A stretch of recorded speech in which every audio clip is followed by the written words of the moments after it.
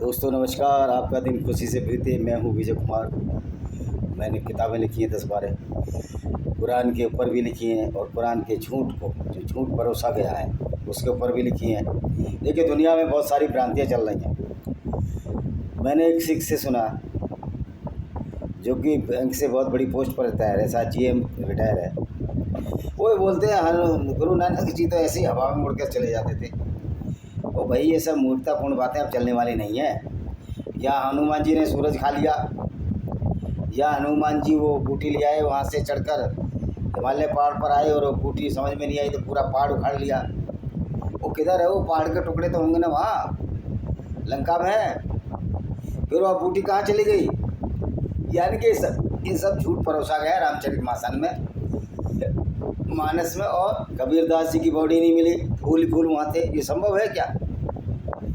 या गुरु नानक का जिधर भी पैर खींचे उधर ही काबा नज़र आया उसको? ये संभव? ये सब पागलपन और भ्रांतियाँ हैं जो इस तरह की बातें फैलाई जाती हैं। तो आज हम जिस मौजे की बात करते हैं जो कि इस्लाम, देखिए, और जो मौजे हैं ये झूठ है, उससे दूसरों को कोई नुकसान नहीं होता। लेकिन इस्लाम का जो मानने वाला है वो इतना बेचारा जाहिल है कि वो इन चीज़ों को सच मानकर दूसरों को परेशान करने की कोशिश करता है कि पूरी दुनिया में इस्लाम फैल जाएगा। ये जबकि सत्यता नहीं है, कभी नहीं फैलने वाला।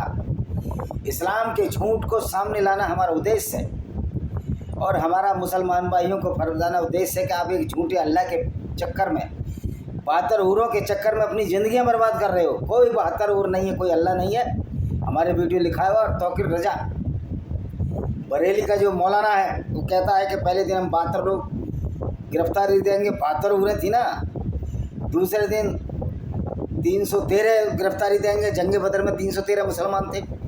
यानी कि इस तरह की मूर्खतापूर्ण बातों से मुसलमान भाई आज पिछड़े हैं। और जो ईरान में जो मार पड़ रही है और जो पाकिस्तान को मार पड़ी, इसकी वजह इस्लाम है। और सबसे ज़्यादा आज मुसलमानों का जो कत्लेआम हो रहा है गैर मुस्लिमों के हाथों, इसकी जड़ इस्लाम है। क्योंकि जब आप एक दूसरे को कत्ल करने की बात करोगे तो दूसरा निश्चित तौर पर अपने फ़ायदे के लिए, अपने बचाव के लिए वो सोचता कि इस्लाम तो ऐसी खतरनाक आइडियोलॉजी है, अगर इनको ना दबाया गया और इसी अकीदे में विश्वास करते रहे और ऐसे मूर्ख मुसलमानों की संख्या बढ़ती रही जो झूठे इस्लाम की बातों पर आकर हमको कत्ल करेंगे, तो हमारी आगे आने वाली जनरेशन, माताएं बहनों से बलात्कार होंगे। इसी डर से गैर मुस्लिम मुसलमानों को ज़्यादा मार रहे हैं। यही डर यहूदियों का भी है, इसराइल का। तो आज देखिए इस्लाम की एक और मूर्खता। मज़े की बात है, ये मौलाना कितना पर झूठ बोलते हैं, क्योंकि इनका पैगंबर ही झूठा था, नबी ही झूठा था। और इस्लाम में तो धोखे देने की परंपरा है, झूठ बोलने की परंपरा है, ये सर्टिफाइड है। अब पूछेंगे कौन सी परंपरा है, तो भैया मैंने 117 वीडियो डाले हैं, उसमें देख लो। मैंने कोई ठेका नहीं ले रखा। आप मुसलमान हो, आप पढ़ो कुरान। मैं जो बता रहा हूँ इसको काटो। अगर मैं गलत हूँ तो जाओ सुप्रीम कोर्ट, मैं वहाँ साबित कर दूंगा तुम्हारा इस्लाम भी झूठा, तुम्हारा पैगंबर भी झूठा। और इस्लाम फुल आतंकवाद है, टेररिज्म है। और इसके खिलाफ हमने काफिर इंटरनेशनल आर्मी बनाई है। और इसके मेंबर होने की शर्त है कि वो बच्चा वो इसका मेंबर कोई भी हो, मानवतावादी हो, इस्लाम की गुंडागर्दी के खिलाफ लड़ने का मादा रखता हो। और मैं अपनी काफिर इंटरनेशनल आर्मी को आह्वान करता हूँ 1 जून 2025 से इसमें कोई कागज़ और मेंबरशिप नहीं है, अपने दिमाग से ही मेंबर बनना है और इस्लामी गुंडागर्दी को ख़त्म करना है।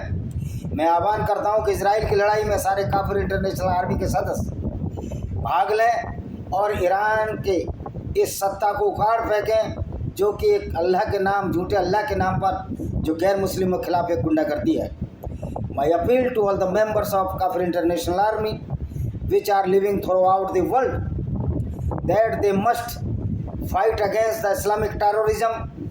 They must with this Israel, and we have to kill all the Islamic terrorists throughout the world by one hand, because we cannot bear the such type of atrocity against the non-Muslims which was being launched by so-called Prophet Muhammad as a misguided missile known as Islam. तो देखिए एक और मूर्खता, इस्लाम की मूर्खता, चांद के टुकड़े होना नबी सल्लल्लाहु अलैहि वसल्लम का मौजज़ा मीन चमत्कार है। ये इन्हीं की वेबसाइट से मैं ले रहा हूँ। देखो क्या झूठ बोलता है मौलाना। बहुत समय से गैर मुस्लिम भाइयों को मुसलमानों के विश्वास का मजाक उड़ाते देख रहा हूँ कि नबी सल्लल्लाहु अलैहि वसल्लम ने चाँद के 2 टुकड़े किए थे। चाँद के 2 टुकड़े किसने किए भाई? पहली बात तो है कि ये जो कह रहा है कि गैर मुस्लिम भाई नहीं होते रहे इस्लाम के हिसाब से। इस्लाम के हिसाब से तो जितने भी गैर मुस्लिम हैं वो भाई ना दुश्मन है। तो पहला झूठ तो इसका यही है कि ये गैर मुस्लिमों को भाई कह रहा है। ये किस लिए भाई कह रहा है? अब इनकी जान पर बन चुकी है। इस्लाम छोड़ने वालों की संख्या बहुत ज़्यादा हो चुकी है। अब ये मौलाना क्या कहता है? ये लोग कहते हैं कि मुसलमान बार बार इस्लाम धर्म को विज्ञान पर खरा उतरने वाला धर्म बताते हैं, पर इस्लाम में वर्णित चांद के तोड़ने और नबी के द्वारा बिना किसी विमान के आकाश की सैर जैसी अवैज्ञानिक बातों के जरिए इस्लाम भी झूठ और अंधविश्वास फैलाता है। बिल्कुल सही कहते हैं जो कहते हैं। अब ये मौलाना जवाब दे रहा है इसका।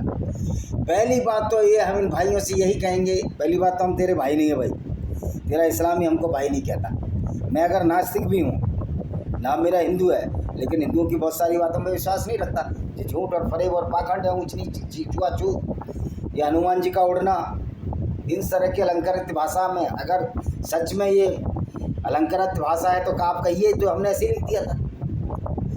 तो फिर उसमें ये झूठ क्यों बोला कि उड़कर वहाँ चले गए? इतना बड़ा झूठ तो नहीं बच पाएगा ना भाई। वो हवाई जहाज विमान का नाम होना चाहिए। उस बूटी का नाम जो संजीवनी बूटी आज क्यों नहीं मिलती हिमालय पहाड़ पर? और कौन सी जगह जहाँ से हिमालय पहाड़ पर बूटी तोड़ी?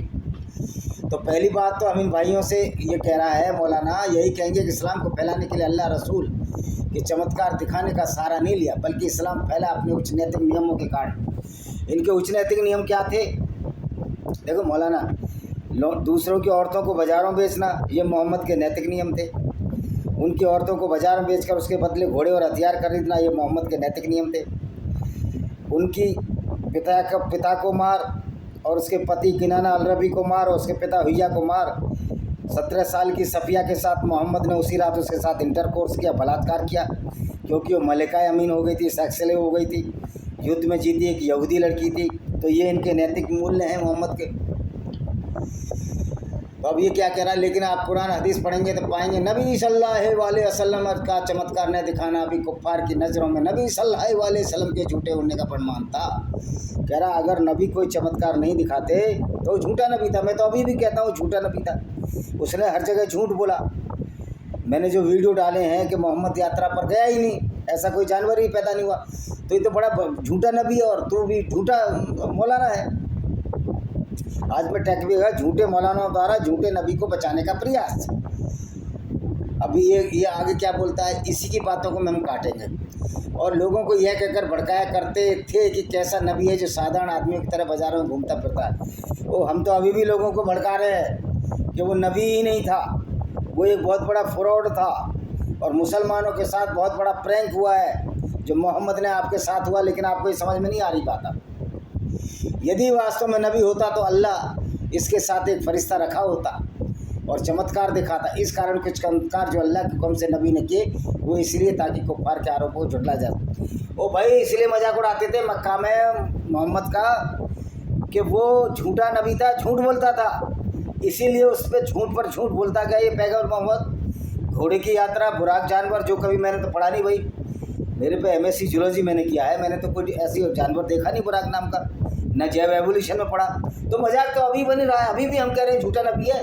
तेरा ही झूठ बोलने से, मौलानाओं के झूठ बोलने से पैगंबर मोहम्मद सच्चा नबी नहीं हो जाएगा। जो झूठ और फ्रॉड जो इस्लाम में बोया गया है, नबी झूठे मौलानाओं कहने से इस्लाम को बचाया नहीं जा सकता। अब ये क्या कहता है?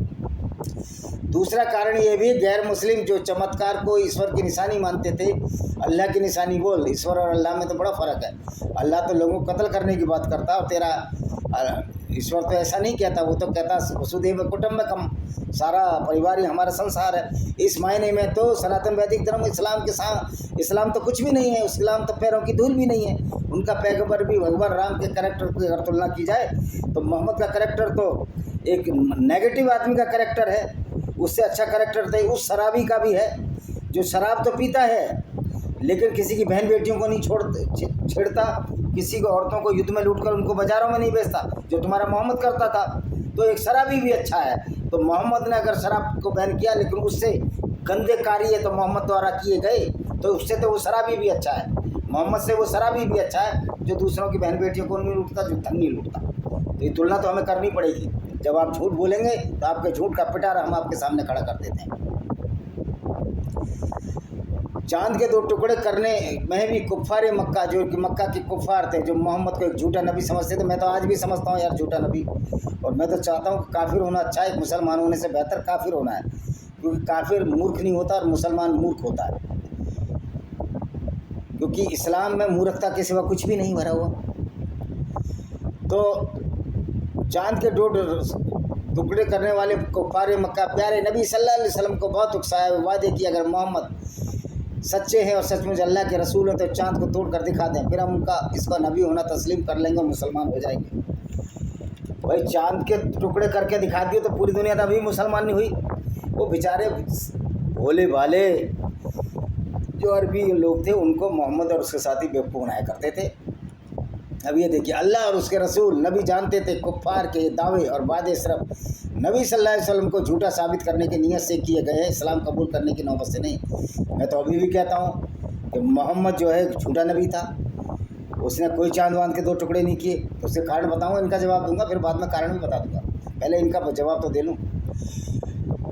लेकिन यहाँ नबी सल्लल्लाहु अलैहि वसल्लम की सच्चाई को दाव पर लगाया गया था, जो अल्लाह की मर्ज़ी से नबी सल्लल्लाहु अलैहि वसल्लम ने उंगलियों के इशारे से चांद के 2 टुकड़े कर अपनी सच्चाई का सबूत भी कुफ़ार को दे दिया, और कुफ़ार का ये झूठ भी दुनिया के सामने ले आए कि चांद के टूटते हुए मोहम्मद सल्लल्लाहु अलैहि वसल्लम का नबी होना तस्लीम कर ईमान लाएंगे। वो क्या, इसलिए मोहम्मद ने बेवकूफ़ बनाया लोगों को। चांद के 2 टुकड़े, अब एक बार बताओ, जो चांद पृथ्वी से कितना दूर है, क्या मोहम्मद की उंगली इतनी बड़ी थी कि वो चांद तक टकरा जाती? अगर मोहम्मद की उंगली इतनी बड़ी होती, वो चांद तक टकरा जाती, तो मोहम्मद को तो बहुत बड़े साइज़ का आदमी होना चाहिए था। फिर मोहम्मद की जब उंगली ही चांद से टकरा जाती तो मोहम्मद को घोड़े की क्या जरूरत थी, बुर्राक नाम के जानवर की, मक्का से मदीना पहुंचने में? उसका तो शरीर इतना विशालकाय होना चाहिए था, घोड़े से विशालकाय होना चाहिए था, क्योंकि उसकी तो उंगली इतनी बड़ी है जो चांद से टकरा गई। अगर उंगली से उसने दूर से चांद के 2 टुकड़े कर दिए तो ऊद की लड़ाई में उसने उंगली से उन दुश्मनों को क्यों नहीं मारा? भाई उंगली बड़ी शक्तिशाली है, 2 टुकड़े कर सकती है, तो ऊद की लड़ाई में तो मोहम्मद के 2 दांत तोड़ दिए थे। फिर मोहम्मद ने अपनी उंगली का चमत्कार क्यों नहीं दिखाया? तो मोहम्मद वही चमत्कार दिखाता था जहां उसके मूर्ख लोग होते थे, और आज यही चमत्कार उन मूर्ख मौलानाओं द्वारा मुसलमानों को बताकर उनको धोखा दिया जा रहा है। अच्छा, कुफ़ार मक्का चांद के तोड़े जाने का जादू कहकर सच से इनकार करने लगे। वो समझदार थे। जो भी गैर मुस्लिम वो समझदार है, और जो इस्लाम पर विश्वास करता है मूर्ख है, और जो हिंदू इस पर विश्वास रखता है कि हनुमान जी सूरज खा गए थे, या लंका से उड़कर वो पूरा पहाड़ उड़ा लाए थे, या जो कोई सिख इस पर विश्वास रखता है कि गुरु नानक उड़ गए थे, और जो कबीरपंथी इस विश्वास रखते हैं कि कबीर के उसमें फूल ही फूल थे और कुछ नहीं था, और जो सिख ये विश्वास रखते हैं कि जिधर काबा उधर पैर जिधर खींचते थे काबा हो जाता था, तो ये सारे के सारे मूर्ख हैं। तो मूर्खों की तो बहुत बड़ी तादाद है इस दुनिया में। जब जनरल मैनेजर जैसा बैंक का मूर्ख बन गया वो सिख, और मेरे को ही समझा रहा है, और मैंने कि इसका कोई प्रमाण तो लाओ कि गुरु नानक उड़ते थे, क्या उनके पंख थे? अगर गुरु नानक उड़ते थे तो उड़ के जाना चाहिए था काबा। पैदल पैदल पूरी दुनिया में हंडे फिरे हो बेचारे उन्हें, हालांकि वो संत थे, लेकिन संत के नाम पर इतनी भ्रांतियाँ फैलाना। चांद को देखकर दुनिया में पहले की आबादियों से ठंडी रोशनी का पुंज समझती थी, और सूरज एक गर्म पुंज है। अब ये कह रहा है मौलाना, और रोशनी को न छुआ जा सकता है नहीं तोड़ा जा सकता है। इस्लाम से पहले चांद को कोई भी व्यक्ति ऐसी ठोस वस्तु नहीं मानता था जिसे स्पर्श किया जा सके। भाई इस्लाम से पहले चांद को सब ठोस व्यक्ति ही मानते थे। ये ख्याल 20वीं शताब्दी में लोगों को बता रहा था कि नील आर्मस्ट्रांग ने चांद पर उतरकर साबित न कर दिया चांद मिट्टी और चट्टानों से बना विशाल ग्रह है। चांद के तोड़े जाने के वाक्य में इस्लाम ने 14 साल सिद्ध कर दिया कि चांद एक ठोस आकाशीय संरचना है। ओ भाई, चांद को तो तुम मानते थे, चांद का तो अपना प्रकाश ही नहीं है, तुम तो उसको शीतल पुंज मानते थे। चांद तो सूरज की रोशनी से चमकता है, ये तो मोहम्मद को मालूम ही नहीं था। और फिर मोहम्मद अगर वो ठोस था चांद, तो उंगली से जब चांद के टुकड़े तोड़ दिए तो 2-4 पत्थर उंगली से छिड़ा लाता। मोहम्मद उंगली से ही पत्थर वहाँ से जब चांद तोड़ा कि देखो चांद के 2 टुकड़े भी मैं उंगली से तोड़ के लाया हूँ, ये कम से कम काबा में ही रख देता। लोगों को बेवकूफ़ बनाया मोहम्मद ने, और ये मौलाना बेवकूफ़ बना रहे। फिर इतनी विशाल उंगली, और ऊद की लड़ाई में वो यहूदियों को नहीं मार पाया, अबू सुफियान के काफिले को नहीं मार पाया। वहाँ उसकी उंगली कहाँ चली गई थी? वहाँ तो लाशों के बीच में छिप गया और बोला बताना नहीं मोहम्मद कौन है, कहाँ है। ऊद की लड़ाई में मोहम्मद के 2 दांत तोड़ दिए, और मोहम्मद अपने दांतों को बचाने के लिए उंगली भी नहीं लगा सका, वैसे चांद तोड़ता था। कमाल है यार, इतना मूर्ख किसी और को बनाइए। पूरी दुनिया के, यही मौलाना बोल रहा, पूरी दुनिया के लोगों में चांद को देवता देवी शक्ति आदि मानने का भी चलन था इस्लाम से पूर्व, लेकिन चांद को तोड़कर नबी सल्लल्लाहु अलैहि वसल्लम ने सिद्ध किया कि वह एक ठोस निर्जीव आकाशीय पिंड से अधिक कुछ नहीं है, और उसमें कोई देवी शक्ति नहीं और न ही कोई देवता है। मैं तो कहता हूँ इतना बड़ा मौजा ही अगर करता था मोहम्मद, तो सूरज को भी तोड़ के दिखा देता।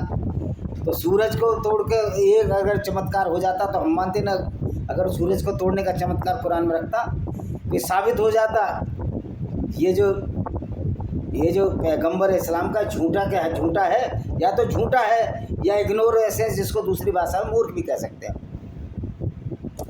दुनिया भर के अनेक गैर मुस्लिम अब तक चांद में देवी शक्तियों का बात समझते थे।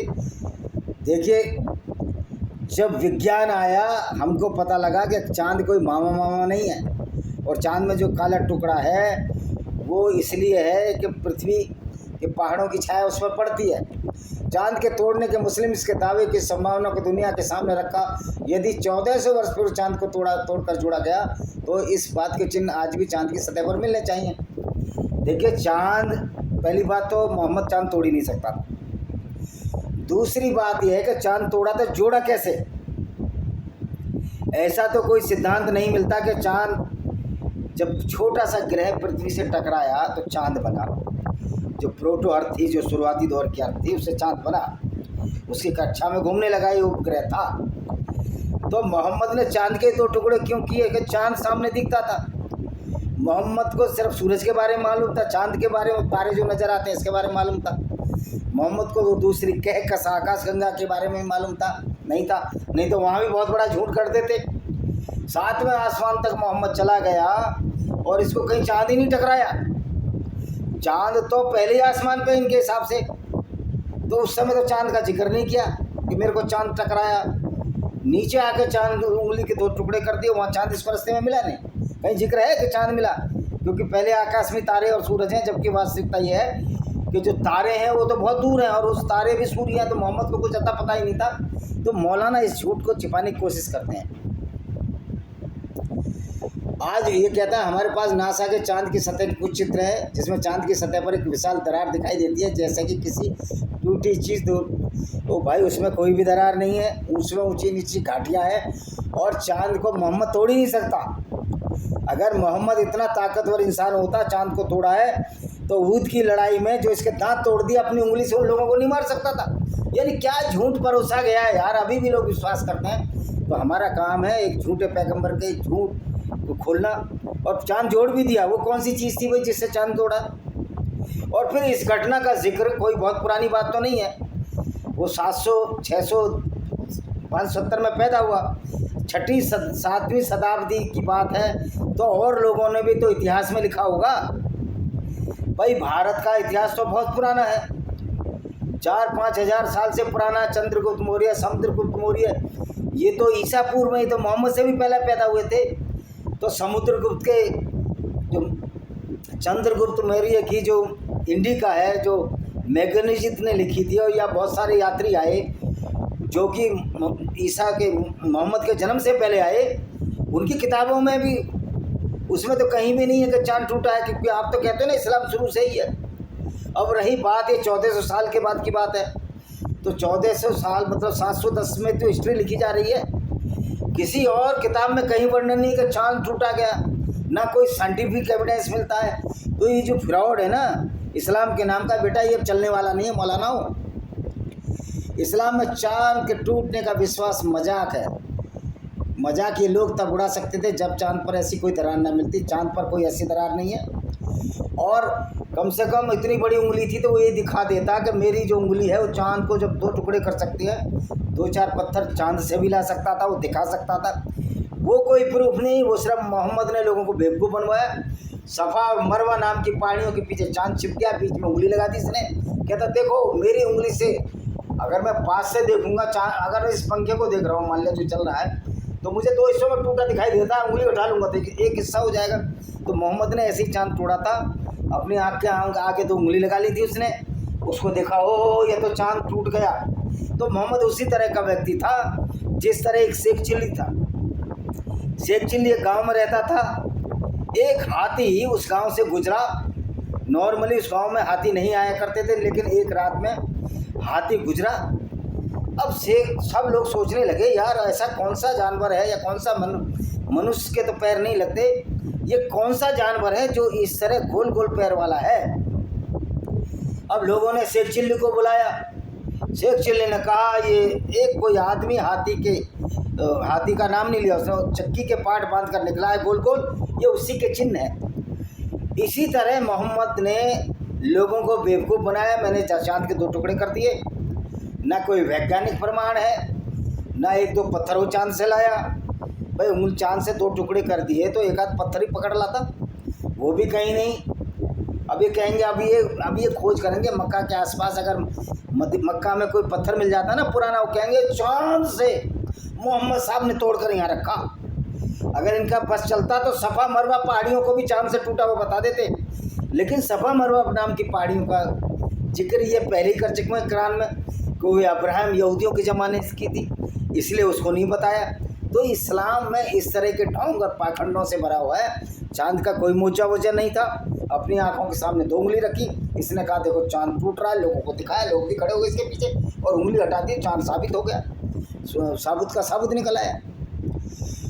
तो आप देखिए कि जो चांद का टूटने का जो चमत्कार है वो झूठ पर है, और ये मौलाना झूठ बोलते हैं। झूठे पैगंबर को बचाने के लिए, झूठे मौलाना, झूठे इस्लाम को बचाने के लिए, झूठे अल्लाह के नाम पर बनाए दीन को बचाने के लिए चांद के टुकड़े जैसा झूठ का एक चमत्कार बताते हैं, जबकि वो कोई चमत्कार नहीं था, वो महज एक कहानी गढ़ी गई थी मोहम्मद द्वारा अपने आप को नबी साबित करने के लिए। उसकी तीव्र उत्कंठा थी मुझको लोग पैगंबर माने, लेकिन आज ये समझ में आ गया है कि वो पैगंबर नहीं था, वो कोई अच्छा व्यक्ति भी नहीं था, वो एक महज ऐसा शख्स था जो अपनी नॉर्सिज्म आत्म मुक्त का के चलते ऐसी आयतें जो उसके चचेरा साला वर्का बिन नोबल जो एक ईसाई था लाता था, और इसकी पत्नी खदीजा इसको बेवकूफ़ बनाते थे और ऐसे मौजे बताते रहते थे। जब वर्का बिन नोबल मर गया तो कुरान की आयतें भी आना बंद हो गई थी। तो ये कुरान वर्का बिन